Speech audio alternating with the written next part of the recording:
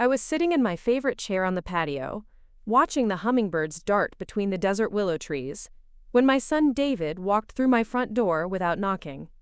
The Arizona sun was just beginning to set behind the McDowell Mountains, painting everything in that golden light that makes you forget how brutal the heat had been all day.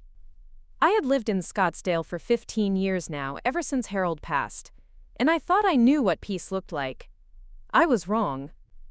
Before we jump back in, tell us where you're tuning in from, and if this story touches you, make sure you're subscribed, because tomorrow, I've saved something extra special for you. David stood in my living room, his expensive suit wrinkled from the drive, his face carrying that expression I had come to dread, the one that said he was about to make decisions for me. Behind him trailed Jennifer, his wife, clutching her oversized purse and looking around my home like she was appraising furniture at an estate sale. They had driven down from Phoenix, apparently, to have what David called an important conversation. I set down my iced tea and waited. The air conditioning hummed quietly, fighting against the desert heat that still radiated from the tile floors even as evening approached. Through the large windows, I could see my neighbor Susan watering her barrel cacti, the same evening ritual we had both maintained for years. Everything felt normal until David opened his mouth. "Mom, you're getting senile," he said, not even bothering to sit down. "Jennifer and I have been talking, and we think it's time you moved into assisted living. You can't keep living alone out here, in the middle of nowhere, forgetting things, making mistakes. Yesterday you called me 3 times asking the same question about your medication. Last week you left the stove on for 2 hours. You're becoming a danger to yourself." I blinked slowly, the words hitting me like cold water. Senile. The word hung in the air between us like smoke from a campfire that wouldn't die down. I looked at Jennifer, who was nodding along as if this conversation had been rehearsed. Maybe it had been. "I called you 3 times because you didn't answer the first 2, I said quietly. "And I left the stove on because the pilot light went out and I was waiting for the repairman to come look at it. I turned off the gas, David." "I'm not losing my mind." He waved his hand dismissively, that gesture he had perfected in high school when he thought he knew better than everyone else. "Mom, denial is part of the process. We've already looked at some really nice places. Sunshine Manor has an opening next month. They have activities, medical staff on site, meals provided. You won't have to worry about anything." The conversation continued for another hour, but I stopped listening after the first few minutes. Instead, I watched the way Jennifer's eyes moved around my living room, cataloging items, measuring spaces. I noticed how David kept checking his phone, as if this life-altering discussion was just another appointment on his calendar. They talked about me like I wasn't sitting 3 feet away from them. They used phrases like quality of life and safety concerns and, quote, what's best for everyone involved. When they finally left that evening, promising to be in touch soon about next steps, I sat alone in my kitchen and stared at the calendar on the refrigerator. Every square was filled with my neat handwriting: doctor appointments, book club meetings, volunteer shifts at the animal shelter, lunch dates with friends. My life wasn't empty or confused. It was full and purposeful and entirely my own. But in David's eyes, I had become a problem to be solved. Let me tell you who I am, because it matters to this story. My name is Margaret Thompson, though everyone has called me Maggie since I was 5 years old and refused to answer to anything else. I am 76 years old, and I have lived in this ranch-style house in North Scottsdale for 15 years. Before that, I spent 43 years in Omaha, Nebraska, where I raised David and his sister Sarah, buried my husband Harold, and taught 4th grade at Westside Elementary until retirement. I moved to Arizona because Harold always said we would spend our golden years somewhere warm, somewhere we could see the sunrise paint the mountains purple every morning. Preparing and narrating this story took us a lot of time, so if you are enjoying it, subscribe to our channel. It means a lot to us. Now, back to the story. He died 6 months before we were supposed to make the move together, but I came anyway. I bought this house with its red tile roof and desert landscaping because it felt like the future we had planned, even if I was living it alone. My daily routine has remained unchanged for years. I wake at 6, make coffee, and sit on the back patio watching the desert come alive. The coyotes finish their night hunting, and retreat to wherever coyotes go during the heat of the day. The roadrunners emerge, darting between the palo verde trees and cholla cacti with their comical urgency. By 7, the temperature is already climbing toward whatever unreasonable number the weather forecast has predicted, and I retreat inside to the blessed coolness of air conditioning.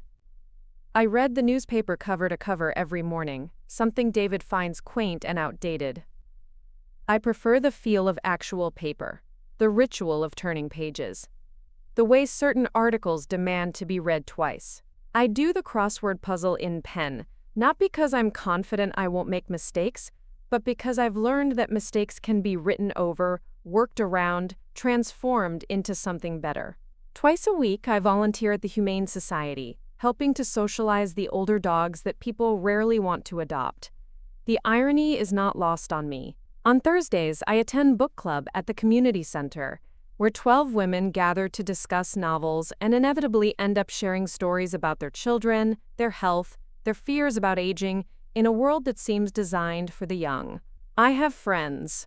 Real friends, not the polite acquaintances that David seems to think are adequate for someone my age. There's Susan next door, who moved here from Minnesota the same year I arrived. We share morning coffee twice a week and complain about the HOA's increasingly ridiculous rules about desert landscaping. There's Patricia from book club, who lost her husband the year after Harold died and understands the particular loneliness of cooking for one. There's Maria at the animal shelter, who treats the volunteers like family and remembers everyone's birthdays. My house is not large, but it suits me perfectly. The living room has windows that stretch from floor to ceiling, offering an unobstructed view of the Sonoran Desert that changes color with the light throughout the day. The kitchen is small but efficient, with a breakfast nook where I eat most of my meals while watching the birds at the feeder outside. The master bedroom faces east, so I wake naturally with the sunrise. No alarm clock needed. I have 2 guest bedrooms that rarely see guests. David visits perhaps 3 times a year, usually for a few hours on major holidays, always with Jennifer, always with an agenda. Sarah lives in Portland now, married to a man who designs websites and raises organic vegetables. She calls every Sunday and visits once a year, but she has her own life, her own priorities. I don't blame her for the distance. I understand that children grow up and move away, that families spread out like seeds on the wind. What I don't understand is David's sudden conviction that I am no longer capable of managing my own existence. The morning after his visit, I sat in my kitchen with my coffee and tried to trace the source of his concern. It was true that I had called him 3 times about my medication. My doctor had changed my blood pressure prescription, and the pharmacy had given me pills that looked different from what I expected. I wanted to confirm that the change was intentional before I started taking them. David had been in meetings, his assistant told me, so I called back. When he finally returned my call hours later, he seemed irritated that I had been persistent. It was also true that I had left the stove on. But not because I forgot about it. The pilot light had gone out on my older gas range, something that happened occasionally during the summer, when the air conditioning cycled on and off, creating pressure changes in the house. I had turned off the gas valve and called the repair service, but they couldn't come until the next day. I left the stove knobs in the on position so I would remember to light the pilot when the technician arrived. It was a deliberate choice, not a senior moment. But somehow, in David's mind, these incidents had become evidence of cognitive decline. He had taken the ordinary small complexities of daily life and transformed them into symptoms of incompetence. The more I thought about it, the more I realized this wasn't really about my mental capacity at all.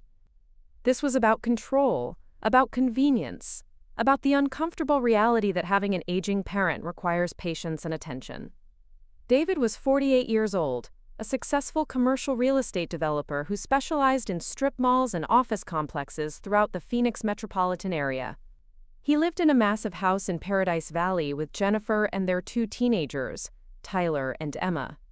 His life was scheduled in 15-minute increments, managed by assistants, measured in profit margins and quarterly reports.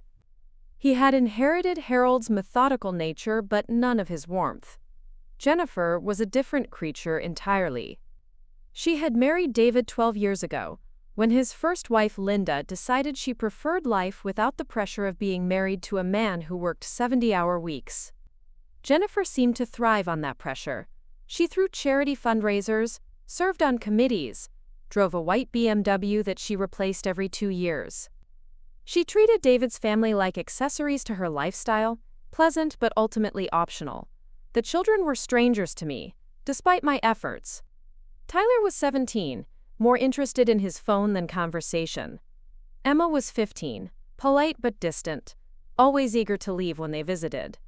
I sent birthday cards and Christmas gifts, but I could see in their faces that I was simply Dad's mom, a duty rather than a relationship. I had tried for years to bridge the gap between us, to create the kind of multi-generational bond that I remembered from my own childhood. I invited them for holidays, offered to babysit when they were younger, sent care packages when they went to summer camp. But David and Jennifer had their own traditions, their own circle of friends, their own version of family that seemed to function perfectly well without much input from me. Slowly, over the years, I had accepted that my role in their lives was peripheral. I was the grandmother who sent checks for birthdays and graduations, who attended school plays when invited, who nodded and smiled and tried not to offer unwanted advice. I thought I had found peace with this arrangement. I thought we had settled into a comfortable, if distant, equilibrium. But David's visit had shattered that illusion. Suddenly, I wasn't just peripheral. I was a problem. I was an obligation that needed to be managed, a responsibility that was interfering with his perfectly organized existence. The suggestion of assisted living wasn't about my well-being. It was about his convenience. That afternoon, I called Sarah in Portland. We talked every Sunday, but this was Tuesday, and I needed to hear her voice. She answered on the second ring, sounding slightly out of breath. "Mom, is everything okay?" "You never call during the week." I told her about David's visit, about his concerns, about the assisted living facility he wanted me to tour.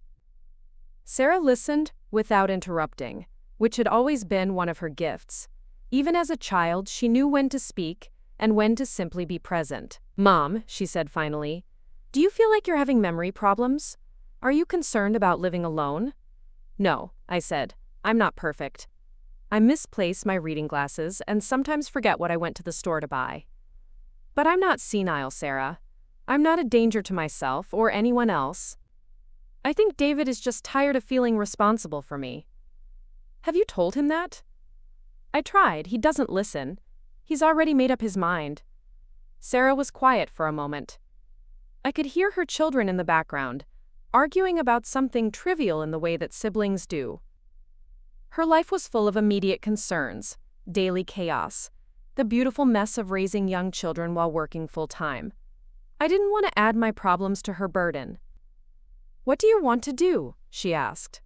It was such a simple question, but it caught me off guard. When was the last time someone had asked me what I wanted? When was the last time my own preferences had been the starting point of a conversation about my life? "I want to stay here," I said. "I want to keep volunteering, keep my book club, keep my friendships. I want to wake up in my own bed and make coffee in my own kitchen and watch the sunrise over the mountains. I want to live my life, not have it managed by someone else." "Then do that," Sarah said. "David doesn't get to make unilateral decisions about your life just because he's worried. If he's really concerned about your safety, there are other options: medical alert systems, regular check-ins, home health aides if you ever need them. You don't have to give up your independence, because he's uncomfortable with uncertainty." After we hung up, I sat in my living room and watched the shadows lengthen across the tile floor. The house was quiet except for the gentle hum of the air conditioning and the occasional call of a cactus wren outside. This was my sanctuary, my chosen place, my home. The idea of leaving it, of being relocated to some institutional setting where my meals would be planned and my activities supervised, felt like a kind of death. But I also understood David's perspective, even if I disagreed with his solution. He lived 2 hours away and had his own responsibilities. If something happened to me, if I fell or had a medical emergency, he would be the one who received the phone call. He would be the one who had to drop everything and drive down to handle the crisis. From his point of view, moving me to a facility with staff and medical support probably seemed like a reasonable precaution. The problem was that he hadn't asked me to be part of the solution. He had simply decided what was best and expected me to comply. He had labeled me senile and used that label to justify taking away my choice. In his mind, my supposed cognitive decline had disqualified me from participating in decisions about my own future. That evening, I called my friend Patricia and asked if she wanted to meet for dinner. We drove to our favorite Mexican restaurant, a family-owned place that served the kind of authentic food you couldn't find in the resort areas where most tourists ate. Over enchiladas and margaritas, I told her about David's visit. The same thing happened to my sister, Patricia said. Her son decided she was too old to live alone and basically forced her into one of those assisted living places. She lasted 6 months before she died. Not because she was sick, but because she gave up. She lost her purpose, her independence, her sense of self. The staff was nice enough, but it wasn't her life anymore. What should I do? Fight, Patricia said simply. Don't let him steamroll you just because he's your son. You raised him. You sacrificed for him. You gave him the foundation that allowed him to become successful. That doesn't mean you owe him control over your final years. But what if he's right? What if I am starting to lose my ability to live independently? Patricia reached across the table and took my hand. Maggie, you're one of the sharpest people I know. You read more books than anyone in our book club. You remember everyone's birthdays, everyone's grandchildren's names, everyone's medical appointments. You balance your checkbook to the penny. You maintain your house, your car, your friendships. If that's senile, then we're all in trouble. Driving home that night through the quiet streets of North Scottsdale, I made a decision. I would not be managed, relocated, or dismissed. I would not surrender my autonomy because my son found it inconvenient to worry about me. If David thought I was getting senile, then perhaps it was time to show him exactly how sharp my mind really was. But I would be strategic about it. I would be patient. And I would be very, very careful. Because if there's one thing that 63 years of marriage, motherhood, and teaching had taught me, it's that the most powerful responses are often the quietest ones. The ones that nobody sees coming until it's far too late to do anything about them. The phone calls started 3 days later. Not from David, but about David. Susan knocked on my door Tuesday morning with a concerned expression and a cup of coffee that had already gone cold. Maggie, I hope you don't mind me asking, but is everything all right with your family situation? I saw a young man yesterday afternoon walking around your house taking pictures with his phone. He had a clipboard and was writing things down. When I asked if I could help him, he said he was doing some kind of assessment for David Thompson. My stomach dropped, but I kept my voice steady. What kind of assessment? He wouldn't say exactly. Just that he was documenting the condition of the property and making notes about safety concerns.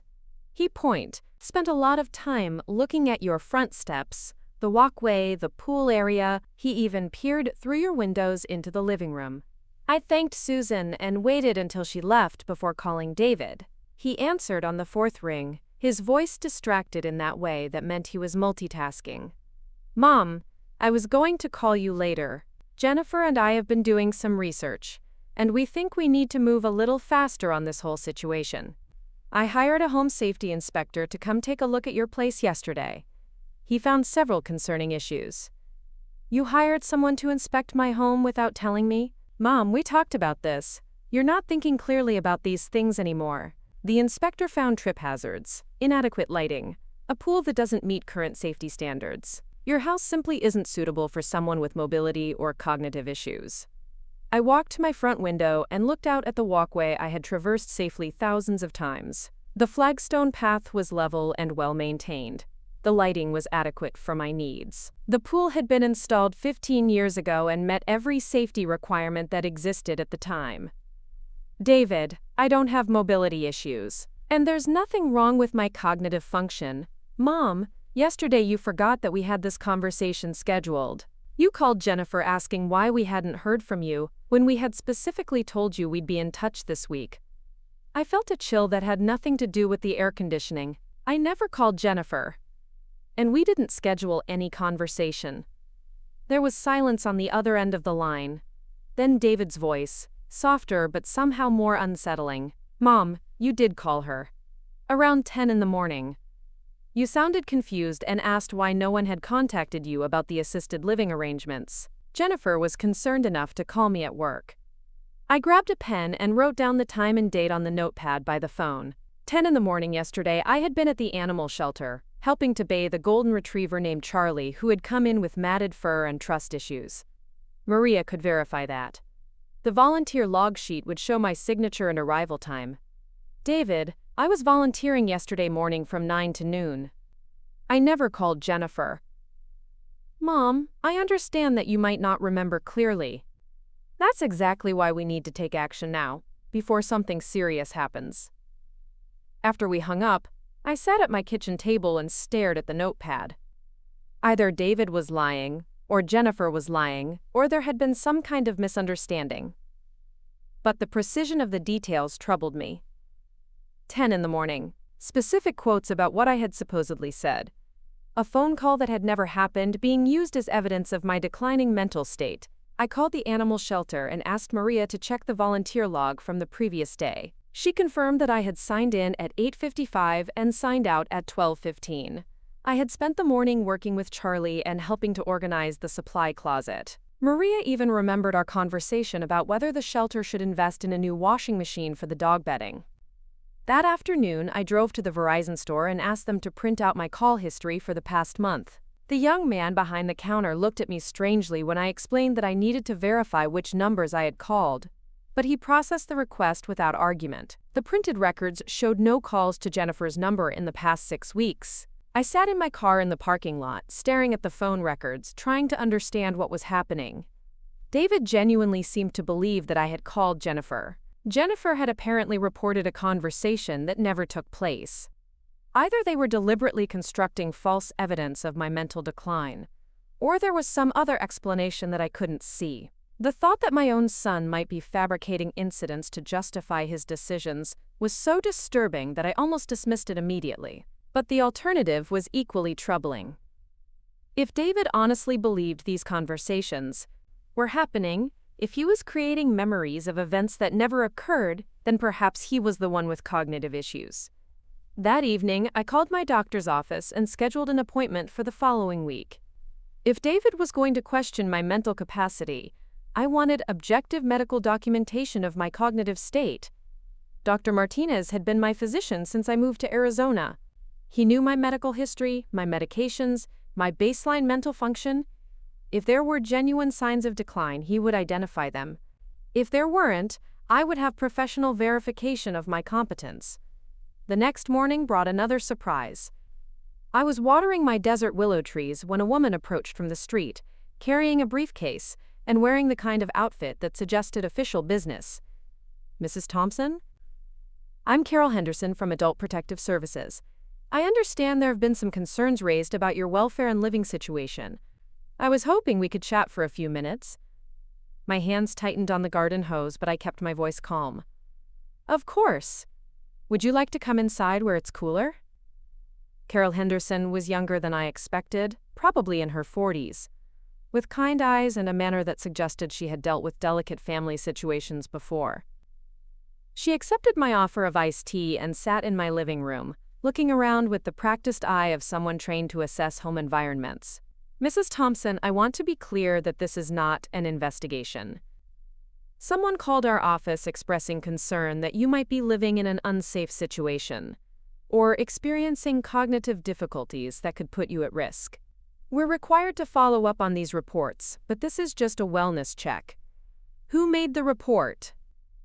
"I can't share that information, but I can tell you that the caller seemed genuinely worried about your welfare. They mentioned incidents of confusion, memory loss, and potential safety hazards in your home.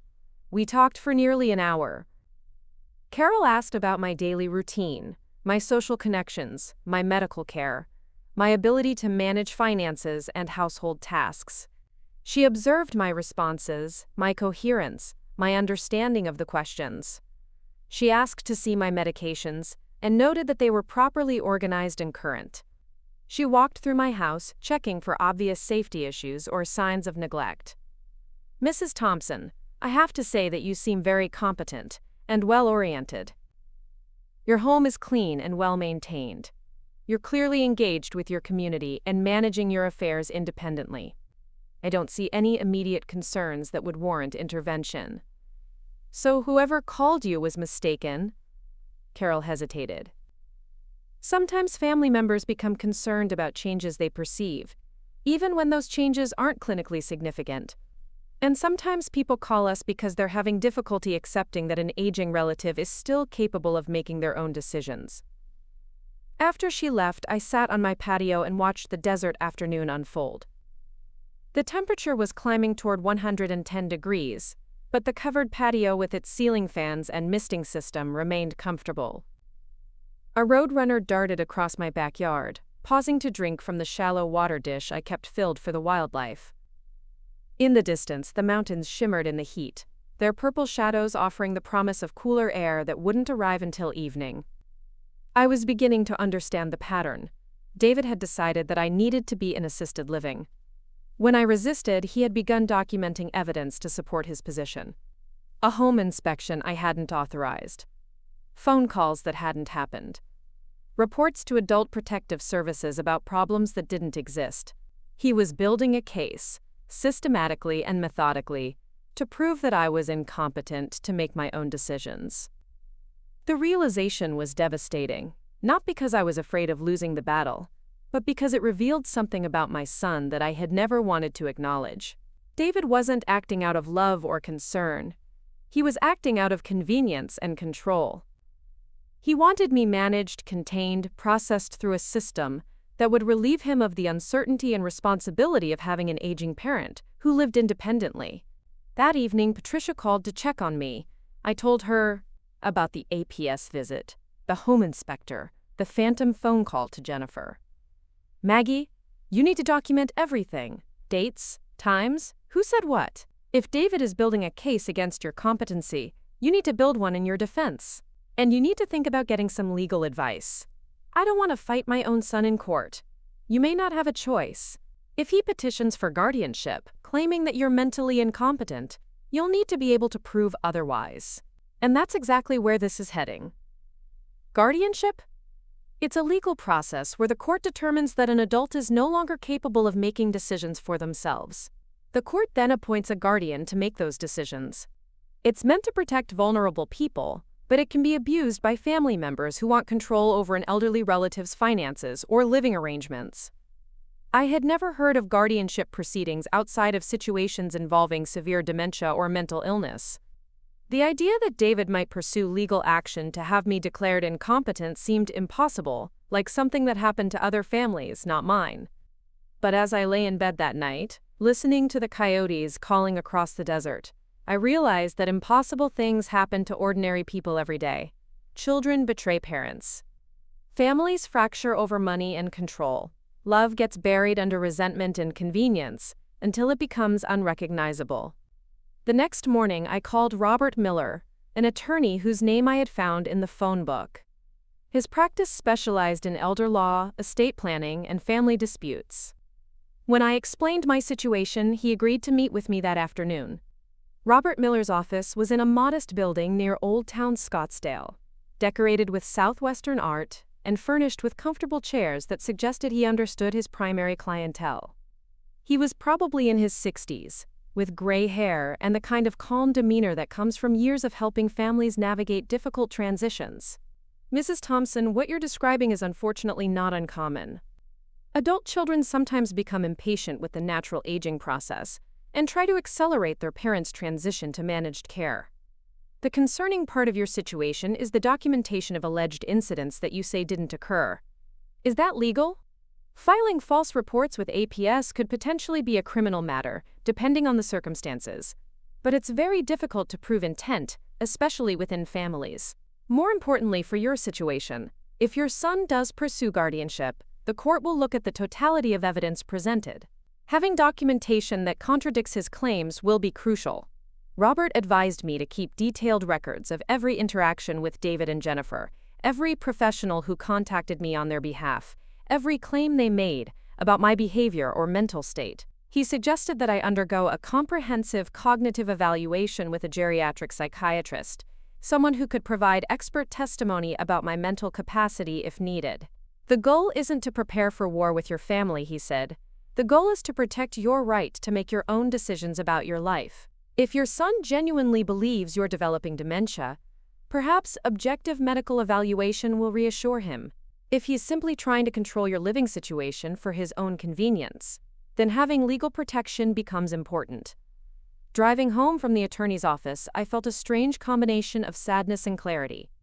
The sadness came from the recognition that my relationship with David had deteriorated to the point where I needed legal protection from his actions. The clarity came from understanding that I wasn't helpless in this situation. I had options, resources, and rights. Over the next few days, I began to implement Robert Miller's suggestions methodically. I bought a small notebook and started recording every phone conversation, every visit, every interaction related to David's concerns about my living situation. I scheduled appointments for a comprehensive physical exam, cognitive testing, and a psychiatric evaluation.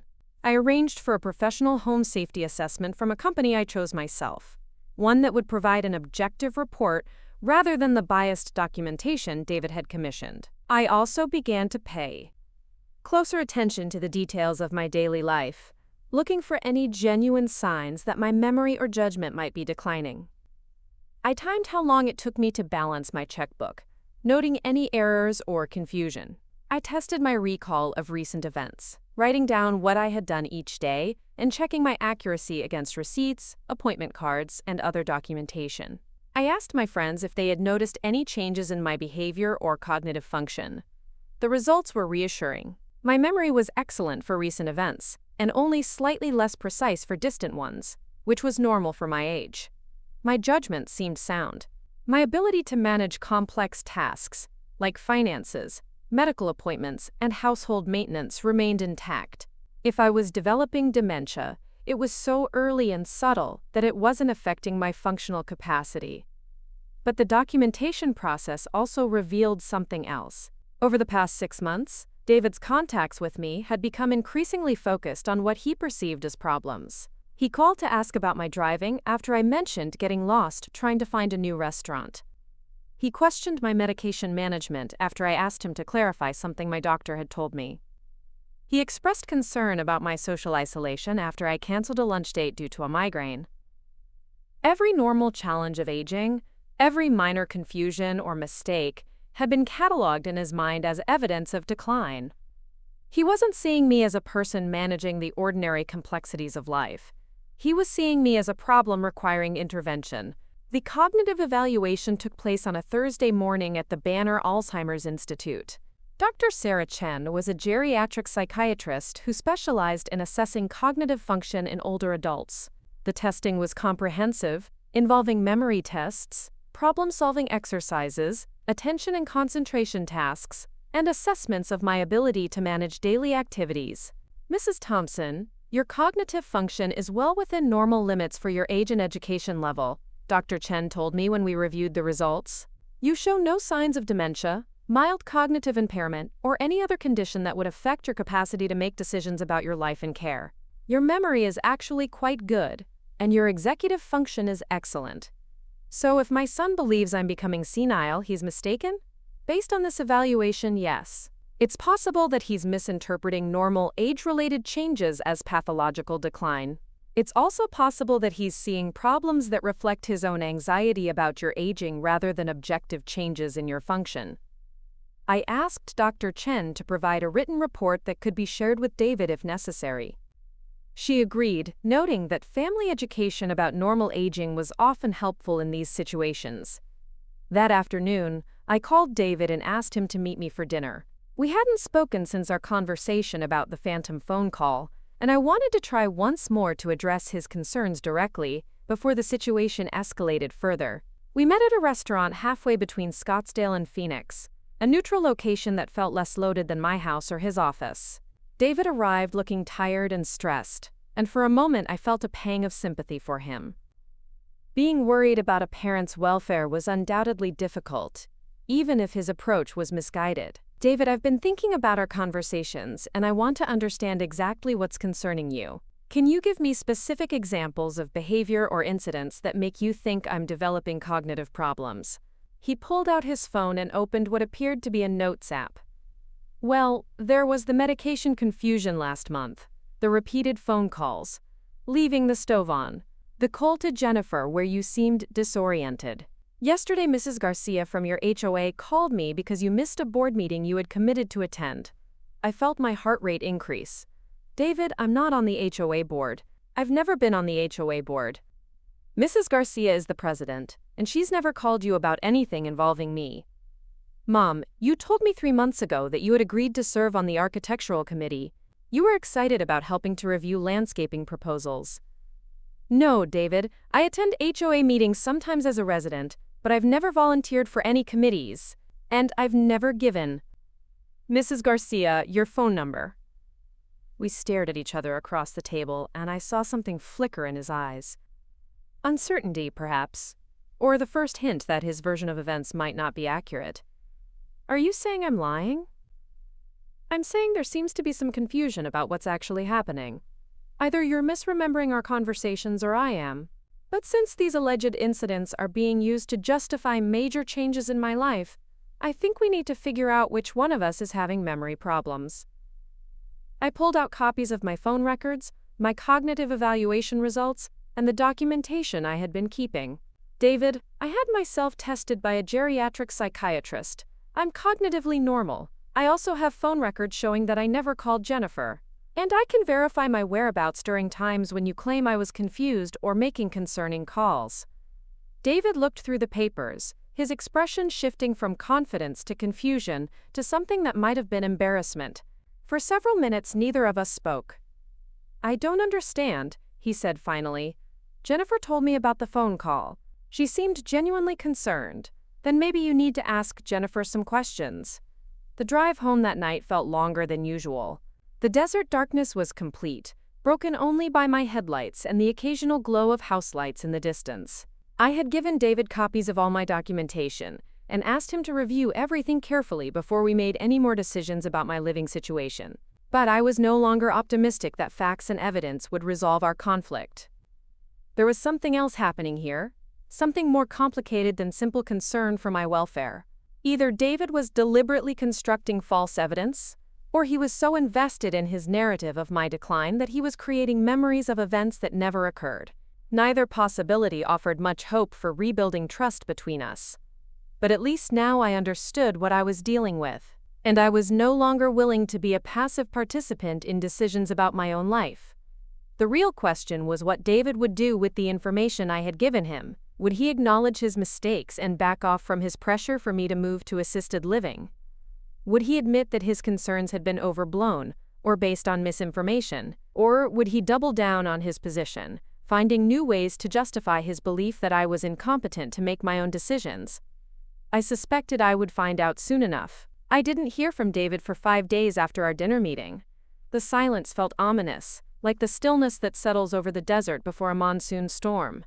I went about my normal routine, volunteering at the animal shelter, attending book club, having coffee with Susan, but underneath the ordinary rhythm of my days, I felt a growing sense of unease. On Tuesday morning, that unease proved justified. I was deadheading roses in my front garden when a silver sedan pulled into my driveway. David got out, followed by Jennifer and a woman I didn't recognize. The stranger was older, maybe in her 70s, wearing a navy suit despite the heat that was already climbing toward 90 degrees at 9 in the morning. Mom, this is Dr. Elizabeth Warren, David said as they approached. She's a geriatrician who specializes in cognitive assessments for seniors. We thought it might be helpful to get a second opinion about your situation. I stood slowly, my gardening gloves still dirty with soil, and looked at the 3 of them standing in my driveway like some sort of intervention committee. I already had a cognitive evaluation, David. Dr. Chen found nothing wrong with my mental function. Dr. Chen isn't familiar with your history, Jennifer said, speaking for the first time. Dr. Warren has reviewed the incidents we've documented, and she thinks a more comprehensive assessment might reveal issues that weren't apparent in a single office visit. The woman in the navy suit stepped forward with a practiced smile.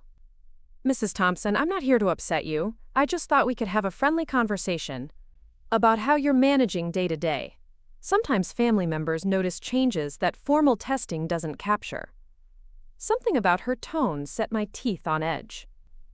It was the same carefully modulated voice that people use with children or psychiatric patients, warm but condescending, designed to seem caring while establishing authority.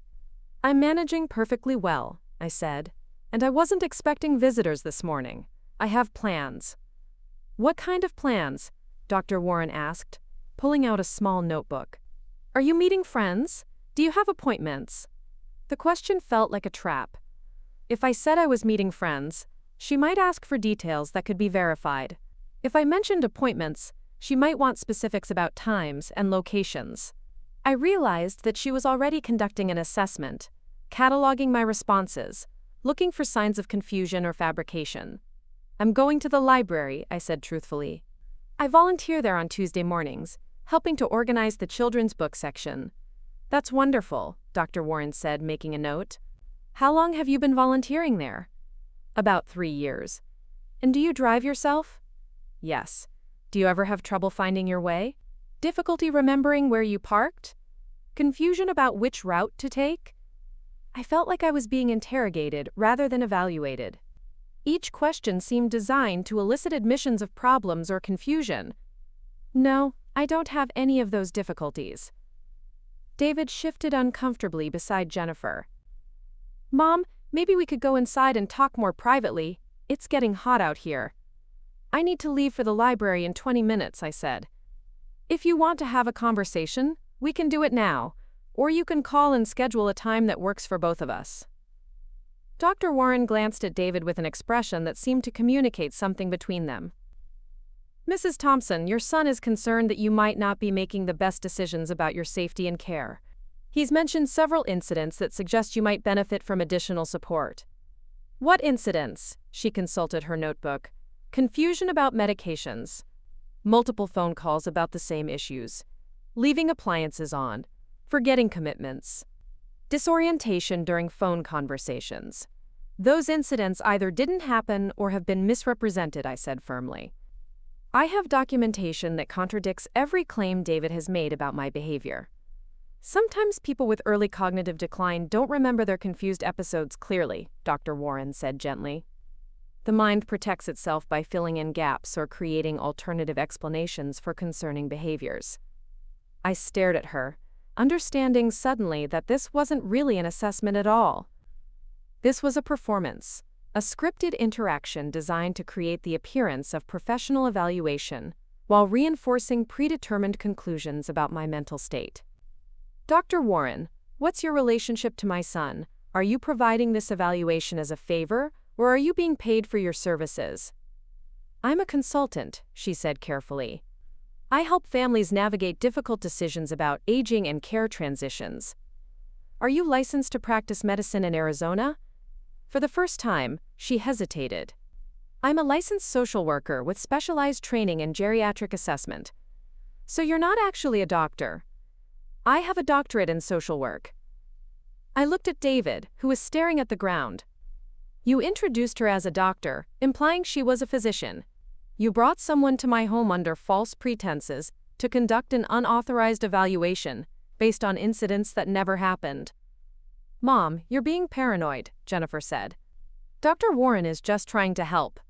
By pretending to be a medical doctor, by accepting David's version of events without verifying them, by conducting an assessment in my driveway without my consent." I pulled off my gardening gloves and walked toward my front door. "I need to leave for my volunteer commitment. If you want to continue this conversation, you can contact my attorney to schedule a meeting." "You have an attorney?" David called after me. "Yes, David. I have an attorney. Because apparently I need protection from my own family."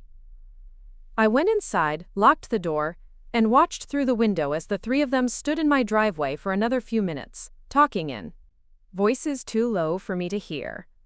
Dr. Warren handed David what looked like a business card, shook hands with Jennifer, and got back in her car. David and Jennifer stood beside their own car for a longer conversation before finally leaving. The library was a refuge that morning.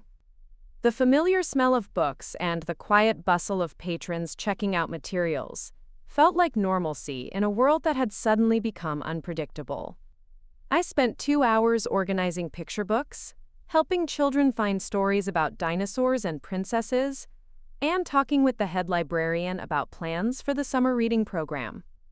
"You seem a little distracted today, Maggie," said Linda, the children's librarian. "Everything okay at home?" I almost said yes automatically, the way people do when they don't want to burden others with their problems. But something about Linda's genuine concern made me pause. "I'm having some family difficulties," I said. "My son thinks I should move to assisted living, and he's trying to build a case that I'm mentally incompetent." Linda looked shocked. "Maggie, you're one of the most organized volunteers we have. You remember every child's name, every book location, every program detail. If you're mentally incompetent, then we all are." That's what I keep trying to tell him. "Is there anything we can do to help? If you need character references or documentation of your volunteer work, we'd be happy to provide that." I thanked her and realized that I had allies in this fight. People who knew me well and could testify to my competence and reliability. It was comforting to remember that David's perception of me wasn't the only one that mattered. That afternoon, I called Robert Miller and told him about the morning's ambush evaluation. His response was immediate and sharp. "Mrs. Thompson, what your son did today was highly inappropriate and potentially illegal.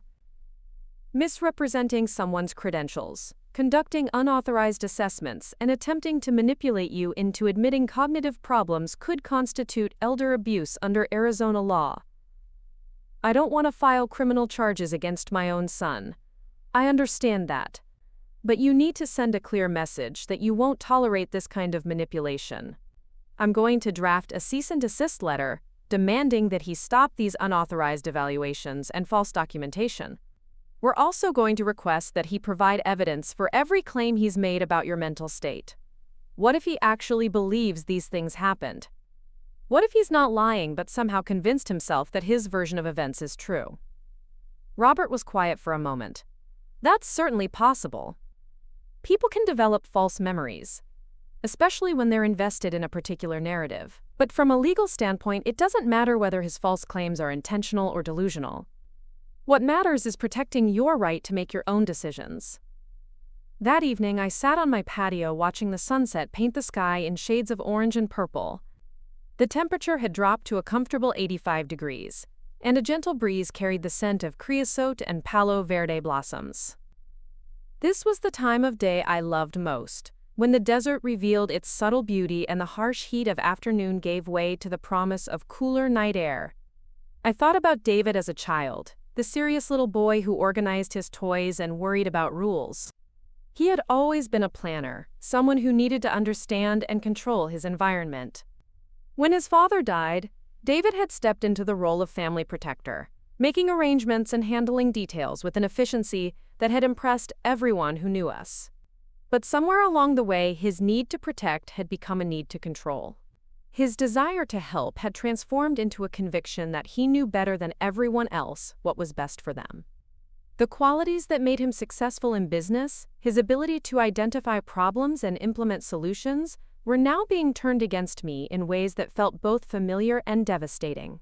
I wondered when he had stopped seeing me as his mother and started seeing me as a project to be managed. When had my independence become an inconvenience rather than something to be respected? When had my preferences stopped mattering in decisions about my own life? The next morning brought another surprise. I was having coffee on the patio when Susan appeared at my back gate, looking agitated. "Maggie, I need to tell you something, and I'm not sure how to say it without upsetting you. Just say it straight, Susan. I can handle whatever it is. Jennifer was at my house yesterday afternoon. She said she was concerned about you and wanted to know if I'd noticed any changes in your behavior. She asked specific questions about whether you seemed confused, whether you repeated yourself, whether you had trouble remembering things." I set down my coffee cup carefully. "What did you tell her?" "I told her you seemed fine to me, that I hadn't noticed any problems. But then she started asking about specific incidents. She said you had called her house multiple times, sounding disoriented. She said you had forgotten conversations you'd had with David. She asked if I thought you might be covering up memory problems because you were afraid of losing your independence. Susan, I've never called Jennifer's house. I don't even have her number. That's what I figured, but she seemed so sincere, so genuinely worried. She said the family was trying to decide whether to pursue guardianship proceedings, and they wanted to make sure they were doing the right thing. Quote, guardianship proceedings. The words hit me like a physical blow. Robert Miller had mentioned the possibility, but hearing that David and Jennifer were actively considering it made the threat real and immediate. Did she ask you to sign anything? Make any written statements? She had some kind of form with her, something about documenting concerns for elderly residents. She said the HOA was considering implementing a wellness check program for seniors living alone. I didn't sign anything, but she seemed disappointed when I said I hadn't observed any problems. I thanked Susan and went inside to call Robert Miller immediately. His secretary put me through right away when I said it was urgent. Mrs. Thompson, if they're discussing guardianship proceedings, we need to act quickly. Once a petition is filed, the court will appoint an investigator, and the burden shifts to you to prove your competence. It's much better to establish your capacity proactively. What do you recommend? First, we need to gather as much documentation as possible about your functional capacity. Letters from your doctor, your volunteer supervisors, friends who can attest to your cognitive abilities. Second, I want to arrange for an independent comprehensive evaluation by a board-certified geriatrician, someone with unquestionable credentials who can provide expert testimony if needed. How long do we have? It's hard to say. Guardianship petitions can be filed relatively quickly, especially if the petitioner claims there's an urgent safety concern. But the fact that they're still gathering information suggests they haven't filed yet. I spent the rest of that day making phone calls and sending emails. I contacted Dr. Martinez and asked him to provide a letter documenting my medical history and current health status. I reached out to Linda at the library and asked for a written statement about my volunteer work and reliability. I called Maria at the animal shelter and requested similar documentation. I even contacted the treasurer of my book club and asked her to verify my participation in group activities and my ability to contribute meaningfully to discussions. Each conversation was both affirming and heartbreaking. These people knew me well, saw me regularly, and could attest to my competence and engagement. But the fact that I needed their testimony to defend against my own son's allegations felt like a fundamental betrayal of the trust that should exist between family members. Dr. Martinez was particularly supportive when I explained the situation. Mrs. Thompson, I've been your physician for 12 years. You're one of my most compliant and engaged patients. You manage a complex medication regimen without assistance. You keep detailed records of your symptoms and concerns, and you make thoughtful decisions about your health care. If you're developing dementia, it's so mild that it hasn't affected your functional capacity at all. Would you be willing to testify to that in court if necessary? Absolutely, and I'm going to refer you to Dr. Michael Brennan at the Mayo Clinic. He's one of the leading geriatricians in the state, and his evaluations are considered the gold standard for competency assessments. That evening, I sat down with a legal pad and began writing a detailed timeline of every interaction I'd had with David over the past 6 months. I documented each phone call, each visit, each concern he had raised about my welfare. I noted the discrepancies between his version of events and the objective evidence I had gathered. The pattern that emerged was troubling but clear. David had been building his case systematically, interpreting normal age-related changes as pathological decline, documenting problems that didn't exist, and enlisting others to support his narrative of my incompetence. Whether he was doing this consciously or unconsciously, the effect was the same. He was constructing a false reality that justified taking away my autonomy. But I wasn't the helpless victim he seemed to think I was. I had resources, allies, and legal rights. I had my full mental faculties and the determination to use them. If David wanted to fight me in court, he was going to discover that his senile old mother was much sharper than he had imagined. The irony wasn't lost on me. David had accused me of becoming senile, of losing the mental capacity to make rational decisions about my life. But in building his case against me, he had underestimated my ability to think strategically, to gather evidence, and to defend myself. If he thought I was getting senile, he was about to learn just how wrong he could be. The next morning, I called Dr. Brennan's office and scheduled the most comprehensive cognitive evaluation available. I also made an appointment with an estate planning attorney to review my will and other legal documents. If David was determined to challenge my competency, I wanted to make sure my affairs were in perfect order and that my wishes would be legally unassailable. I was done being defensive. It was time to go on the offense. But first I had one more conversation to initiate. I picked up the phone and dialed David's office number, asking his secretary to schedule a meeting for the following week. "What should I tell him this is regarding?" she asked. "Tell him his mother would like to discuss the future of their relationship," I said. "And tell him he might want to bring his attorney." The meeting took place in David's office on a Thursday afternoon when the Phoenix heat had reached 112 degrees. His building was one of those modern glass towers that reflected the desert sun like a mirror, all sharp angles and tinted windows that made everything inside feel removed from the natural world. I arrived 15 minutes early, dressed in my best navy suit, and carrying a leather portfolio that had belonged to Harold. David's secretary, a young woman named Ashley, who had always been polite to me in the past, seemed nervous when I announced myself. She kept glancing toward David's closed office door, as if she wasn't sure whether to interrupt him or make me wait. Finally, she knocked softly and whispered something I couldn't hear before opening the door wider. "Mrs. Thompson, please come in," David said, standing behind his desk but not moving to greet me. He was wearing one of his expensive suits, the kind that cost more than most people spent on a car payment, and his face had the carefully neutral expression he wore during business negotiations. Robert Miller was already seated in one of the leather chairs facing David's desk. Beside him sat a woman I didn't recognize, someone in her 50s with steel gray hair and the bearing of someone accustomed to courtrooms. David introduced her as Catherine Walsh, his attorney, though he didn't explain why he felt the need for legal representation at what was supposed to be a family conversation. "David, before we begin, I want to give you something," I said, opening my portfolio and removing a thick manila envelope. "These are the results of my comprehensive evaluation at the Mayo Clinic. Dr. Brennan conducted every cognitive test available, reviewed my medical history, and interviewed several people who know me well. I thought you might want to see his conclusions before we discuss your concerns about my mental capacity." David took the envelope but didn't open it immediately. "Mom, this isn't about passing tests. This is about practical concerns, day-to-day safety issues that formal evaluations might not capture." "Then let's discuss those practical concerns specifically," I said, settling into the remaining chair. "I'd like you to provide documentation for every incident you've reported to Adult Protective Services, every claim you've made about my cognitive decline, and every piece of evidence you've gathered to support your belief that I'm incompetent." Catherine Walsh leaned forward slightly. "Mrs. Thompson, I should clarify that this meeting is being held at your request. My client is under no obligation to justify his concerns about your welfare. Your client is my son," I said calmly. "And his concerns have led to unauthorized home inspections, false reports to government agencies, and fraudulent documentation of incidents that never occurred. I think that creates some obligation to provide evidence."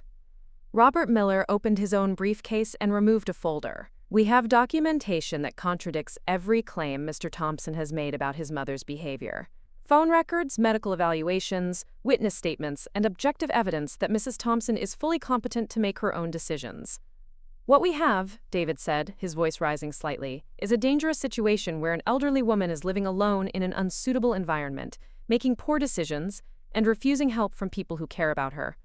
I looked at my son across the polished surface of his desk and realized that somewhere in the past few weeks, we had crossed a line from which there might be no return.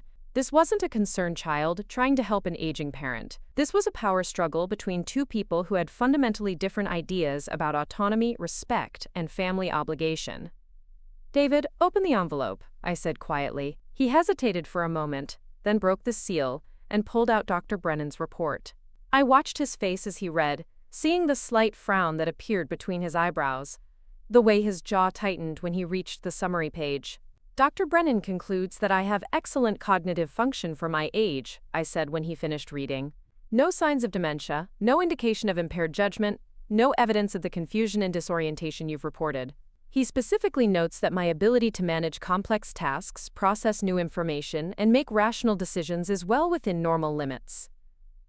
One doctor's opinion, Catherine Walsh said dismissively, "We have documentation of multiple incidents that suggest otherwise." "Then produce that documentation," Robert Miller said. "We've asked repeatedly for evidence of these alleged incidents, and none has been provided." David pulled out his phone and scrolled through what appeared to be a lengthy document. "Here's a detailed log of concerning behaviors over the past 4 months. Repeated phone calls about the same issues. Confusion about medications. Leaving appliances on. Forgetting commitments. Disorientation during conversations." "David, I've never made repeated phone calls to you about anything," I said. "I have phone records that prove it. I was never confused about my medications. I had legitimate questions about a prescription change, which is exactly what patients should do. I never left appliances on inappropriately, and I've never forgotten commitments or become disoriented during our conversations." "So you're saying I'm lying?" The question hung in the air like smoke in a closed room. It was the heart of our conflict, the fundamental disagreement that had brought us to this sterile office with lawyers and documentation and the formal language of family warfare. "I'm saying that your perception of these events doesn't match objective reality," I said carefully.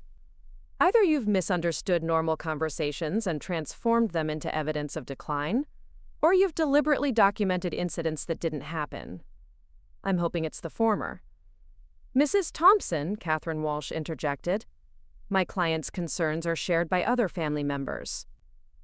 His wife has also witnessed these episodes of confusion. Jennifer has claimed I made phone calls that never happened," I said. "I have phone records that prove otherwise. She's either mistaken or lying." "You're calling my wife a liar now, too?" I looked at David and saw something in his eyes that I had never seen before. Not anger, exactly, but a kind of desperate frustration, as if he genuinely couldn't understand why I wasn't accepting his version of reality. "David, I'm 63 years old.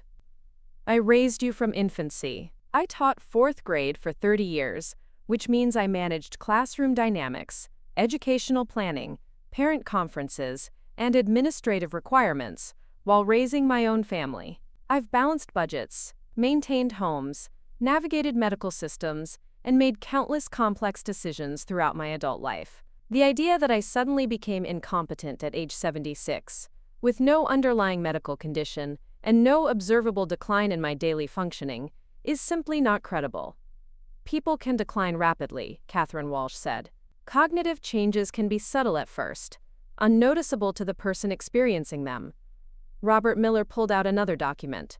"Mrs. Thompson has letters of recommendation from her volunteer supervisors, her physician, her book club coordinator, and several friends who interact with her regularly. All of them attest to her competence, reliability, and mental acuity. None have observed any signs of cognitive decline." "Family members often notice changes before outsiders do," David said. "Or family members sometimes project their own anxieties about aging onto their relatives," I replied. "David, when did you first become concerned about my mental capacity? Can you point to a specific incident or conversation that triggered your worries?" He was quiet for a long moment, scrolling through his phone as if looking for the right entry in his documented log. Finally, he looked up. "It wasn't one specific thing. It was a pattern, little things adding up over time. You seemed more forgetful, more repetitive, less sharp than you used to be. Can you give me one concrete example of this supposed decline?" Another long pause. "You called me about your medication 3 times in one day. David, I called you once about a prescription change. When you didn't return my call within a reasonable time, I called again. When your assistant said you were in meetings all day, I called a 3rd time because I needed clarification before taking a new medication. That's not cognitive decline. That's responsible healthcare management. You left the stove on for hours. I turned off the gas valve when the pilot light went out and left the burners in the on position, so I would remember to relight them when the repair technician arrived. That's not confusion. That's a logical safety precaution." For each example David provided, I had a rational explanation supported by documentation or witness testimony. What he interpreted as signs of decline were actually evidence of my competence. my ability to handle problems and seek appropriate help when needed. Catherine Walsh seemed to recognize that their case was weakening. Mrs. Thompson, even if these specific incidents have been misunderstood, the broader concern remains. You're living alone in a large house, managing complex responsibilities without support. Your son simply wants to ensure that you have appropriate care and assistance. I don't need care and assistance beyond what any independent adult needs, I said. I have a support network, regular medical care, and the ability to ask for help when I need it. What I don't need is to have my autonomy stripped away based on false evidence and patronizing assumptions about aging. Robert Miller leaned forward.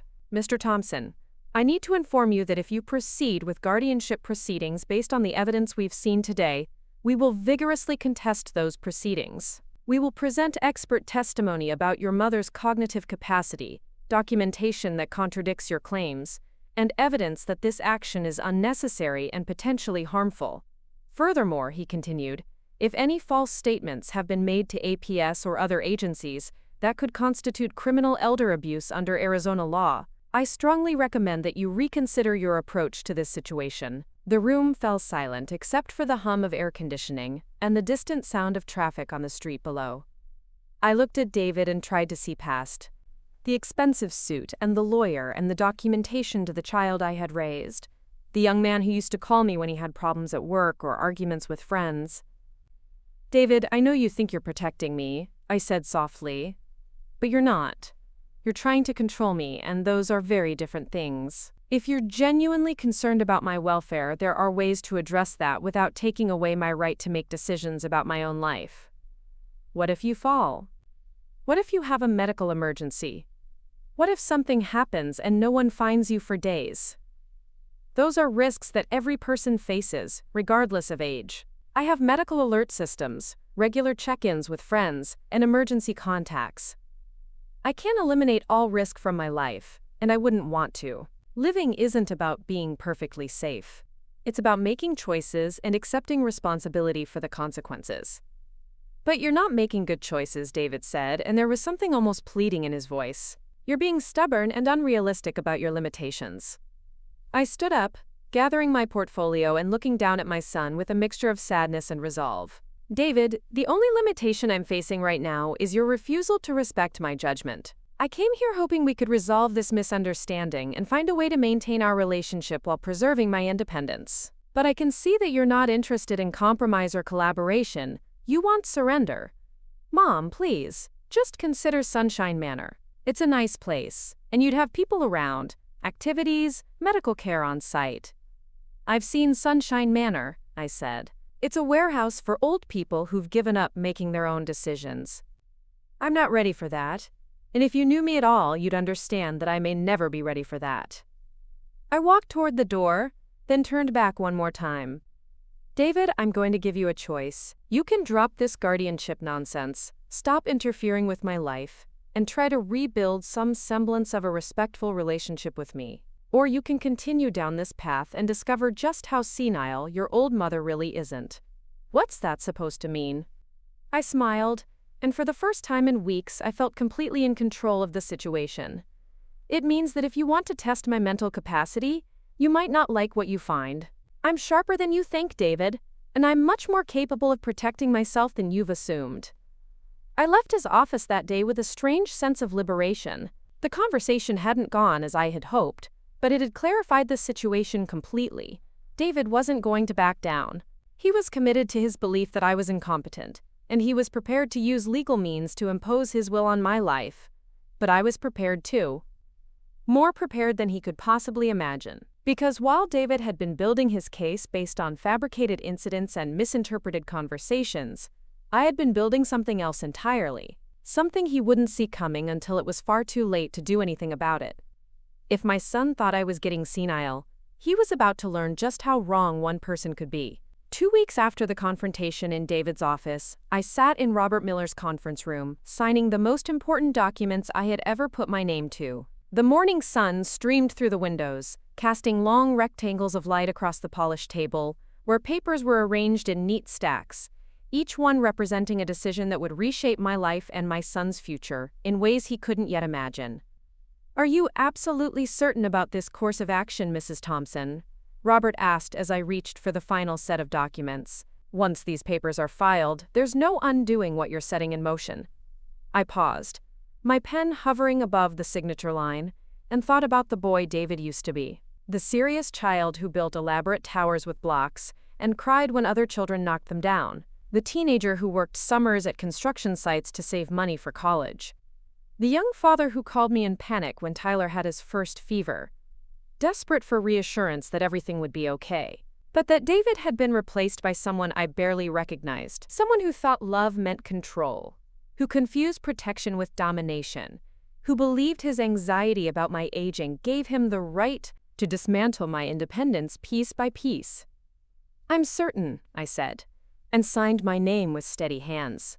The first document was a new will, completely rewriting the previous version that had left my house, and savings divided equally between David and Sarah.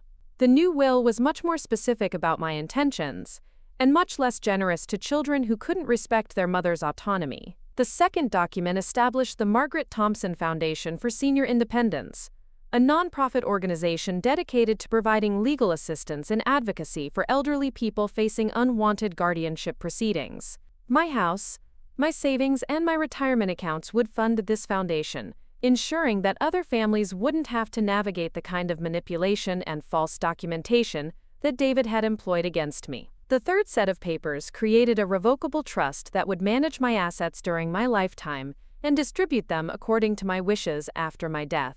David's name appeared nowhere in these documents, not as beneficiary, not as trustee, not even as a contact person.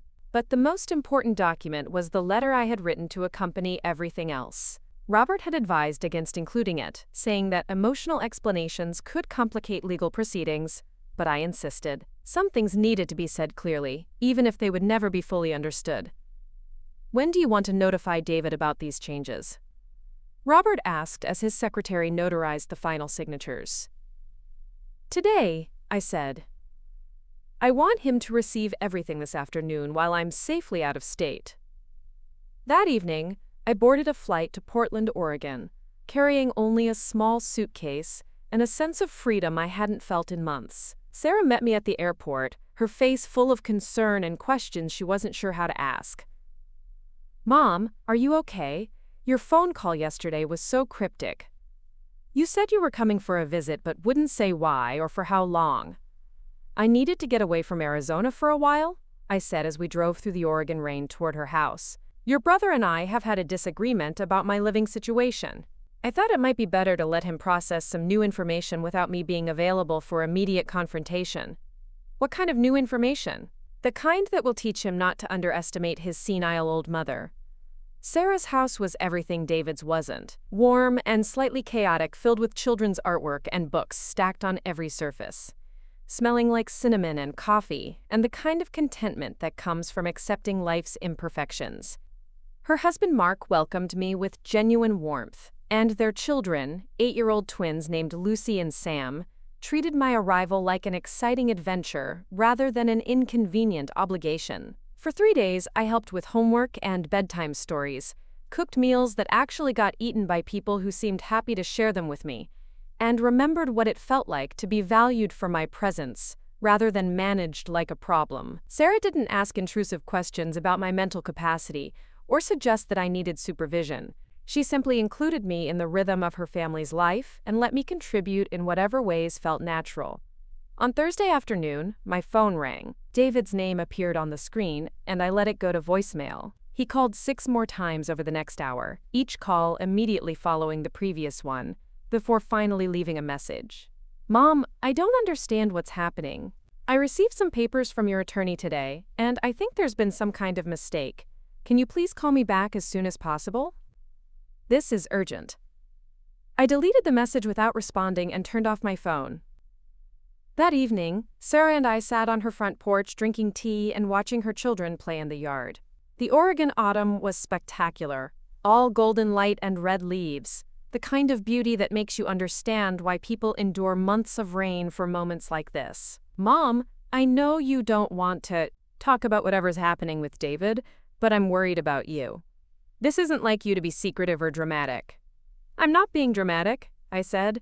I'm being strategic. Your brother spent months building a case that I was mentally incompetent, documenting incidents that never happened, enlisting professionals to support his narrative of my decline. He was preparing to file for guardianship and have me declared incapable of making my own decisions. Sarah's teacup clattered against its saucer. David was going to have you declared incompetent? Mom, that's insane. You're one of the most capable people I know. That's what I kept trying to tell him. But he had decided that his anxiety about my aging was more important than my actual capacity to function. He thought love meant taking away my choices. So what did you do? I smiled, watching Lucy push Sam on the tire swing Mark had hung from their old oak tree. I forgot his name. What? David said I was getting senile. So I got senile enough to forget his name when I rewrote my will. Turns out my memory isn't quite as reliable as he thought. Sarah stared at me for a long moment, then started laughing. Not the polite chuckle you give when someone makes a mildly amusing comment, but the deep, surprised laughter that comes from recognizing perfect justice. Mom, you disinherited him? Completely. The house, the savings, the retirement accounts. Everything goes to fund a foundation that will help other elderly people fight unwanted guardianship proceedings. If David thinks I'm too senile to manage my own affairs, then clearly I'm too senile to remember that I have a son named David. What about Sarah? Does this affect my inheritance too? No, sweetheart. You never questioned my competence or tried to control my life. You treated me like an adult capable of making my own decisions. The foundation will provide for you if you ever need financial assistance, but it will do so while respecting your autonomy. We sat in comfortable silence for a while, watching the children play and listening to the evening sounds of suburban life. Dogs barking in distant yards, the hum of traffic on nearby streets, the gentle rustle of leaves in the cooling air. Are you sure about this, Mom? It seems so final. David made it final when he decided that his convenience was more important than my dignity. I gave him multiple opportunities to reconsider his approach, to treat me with respect, to acknowledge that his concerns were based on false evidence. He chose to escalate instead. But he's still your son. Yes, he is. And someday, when he's older and facing his own challenges with aging, maybe he'll understand what I was trying to protect. Maybe he'll realize that independence isn't something you surrender just because other people are uncomfortable with uncertainty. That night, I turned my phone back on and found 17 missed calls from David, 12 from Jennifer, and 3 from Catherine Walsh, David's attorney. I deleted all the voicemails without listening to them and blocked their numbers. If they wanted to communicate with me, they could do so through Robert Miller. On Friday morning, Sarah drove me to a coffee shop in downtown Portland, where I had arranged to meet with a journalist from the local newspaper. Elena Rodriguez specialized in stories about aging and elder rights, and she had expressed interest in writing about the growing problem of adult children using guardianship proceedings to control competent elderly parents. Mrs. Thompson, what you're describing is unfortunately becoming more common, Elena said as we talked over lattes and blueberry scones. Adult children who can't accept their parents' aging sometimes use the legal system to impose their will, even when there's no medical justification for intervention. The most disturbing part is how easily the system can be manipulated, I said. False documentation, biased evaluations, reports to agencies based on fabricated incidents. If I hadn't been able to afford good legal representation and comprehensive medical evaluation, David might have succeeded in having me declared incompetent. What do you hope to accomplish with your foundation? I want to provide resources for elderly people who find themselves in similar situations. Legal assistance, advocacy, education about their rights. I want to make it harder for families to abuse the guardianship system for their own convenience. Elena took notes throughout our conversation, asking thoughtful questions about the specifics of my case and the broader implications for elder rights. She promised to follow up with experts in geriatric law and elder abuse prevention to provide context for my story. After our interview, I walked through the Pearl District, enjoying the gray Oregon drizzle and the bustle of a city that felt vibrantly alive. Street performers played music on corners, Vendors sold handmade jewelry and art. Couples walked hand in hand under colorful umbrellas. It was a world where people of all ages moved freely, making their own choices, living their own lives without having those choices questioned or managed by well-meaning relatives. I stopped at Powell's Books and spent 2 hours browsing the travel section, reading about places I had always wanted to visit but never had time to explore. Tuscany, with its rolling hills and ancient villages. New Zealand, with its dramatic landscapes and friendly people. Ireland, with its green countryside and rich literary history. For the first time in years, I allowed myself to dream about adventures rather than just maintenance. About possibilities rather than just obligations. About a future defined by my own interests rather than other people's expectations. On Saturday afternoon, Robert Miller called with an update. "Mrs. Thompson, I've heard from Catherine Walsh. David is requesting a meeting to discuss the changes to your will. He's also asking about the possibility of reversing the legal documents if he agrees to drop his guardianship plans. Tell Ms. Walsh that I'm not interested in negotiations," I said. David had months to treat me with respect and chose not to. These legal changes are permanent. He's also hired a private investigator to locate you. Apparently, he's convinced that someone is influencing your decisions or that you're being held against your will.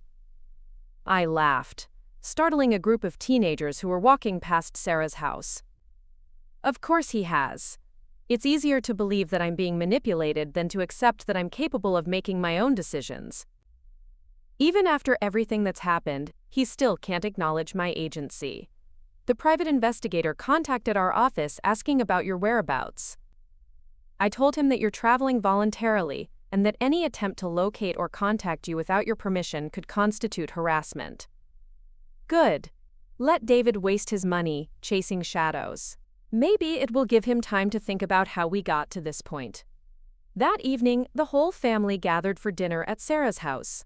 Mark grilled salmon on the back deck while Lucy and Sam helped me make a salad, carefully washing lettuce and cutting cherry tomatoes with plastic knives. The conversation ranged from school projects to weekend plans to Sarah's work as a graphic designer for nonprofit organizations. No one asked about my medications or my memory or my ability to live independently. No one suggested that I needed supervision or questioned my judgment. They simply included me in their lives and trusted me to contribute in whatever ways felt appropriate. This was what family should look like, I realized. Not people managing each other out of fear, but people supporting each other with respect. Not children controlling parents, but adults relating to each other as equals regardless of age or health status. After dinner, Lucy climbed into my lap with a picture book about a grandmother who goes on adventures around the world.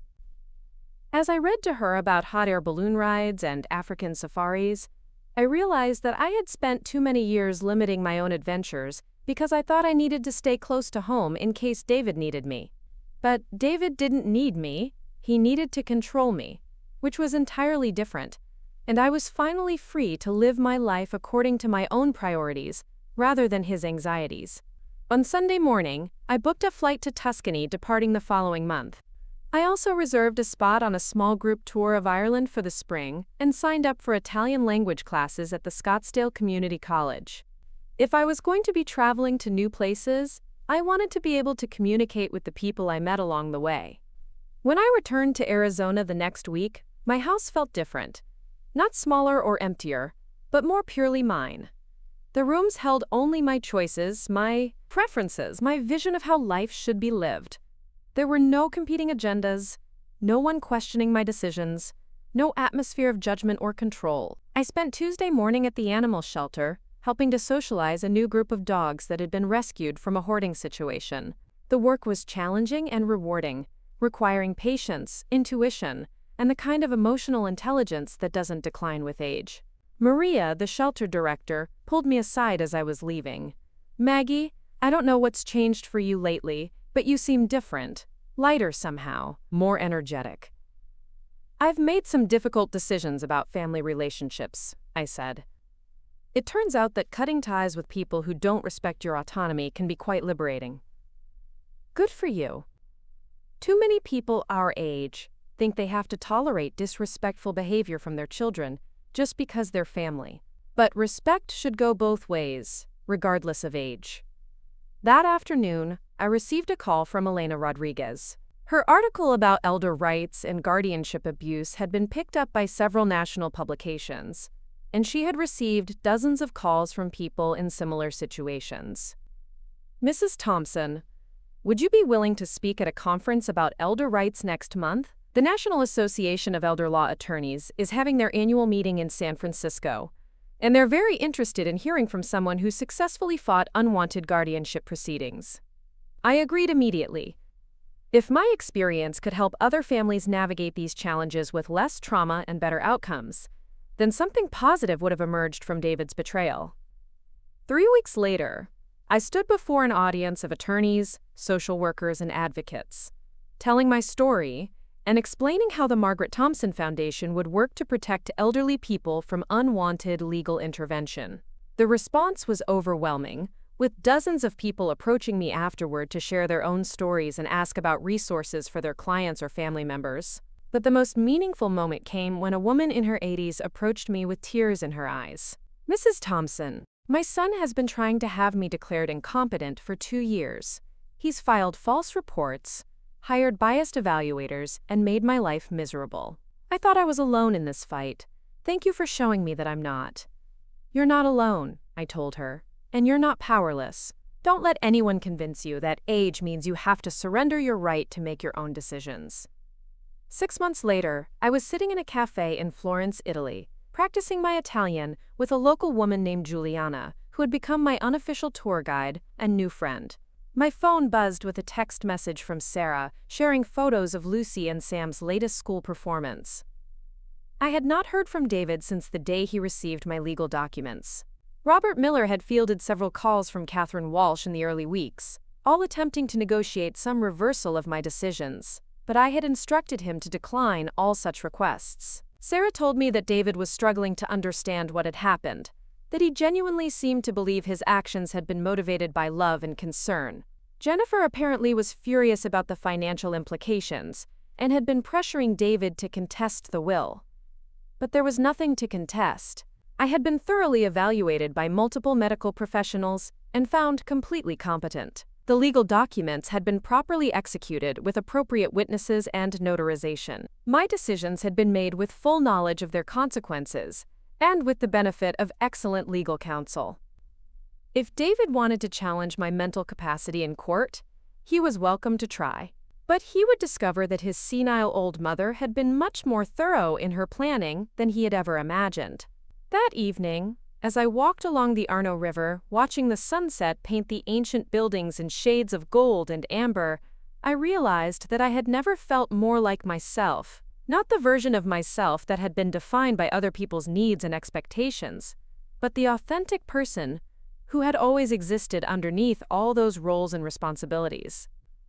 I was Margaret Thompson, 76 years old, cognitively intact, financially independent, and completely free to live my life according to my own values and priorities. I had proven that age doesn't automatically mean incompetence, that family love shouldn't require surrender of autonomy, and that sometimes the most loving thing you can do for your children is refuse to let them control you. David had accused me of getting senile, and in a way, he was right. I had gotten senile enough to forget that I owed him explanations for my choices. Senile enough to forget that his anxiety about my aging was my responsibility to manage. Senile enough to forget his name when I rewrote my will. But I would never be senile enough to forget my own worth or surrender my right to live life on my own terms. And if that made me a difficult old woman, I was perfectly content to be difficult. Up next, you've got 2 more standout stories right on your screen. If this one hit the mark, you won't want to pass these up. Just click and check them out.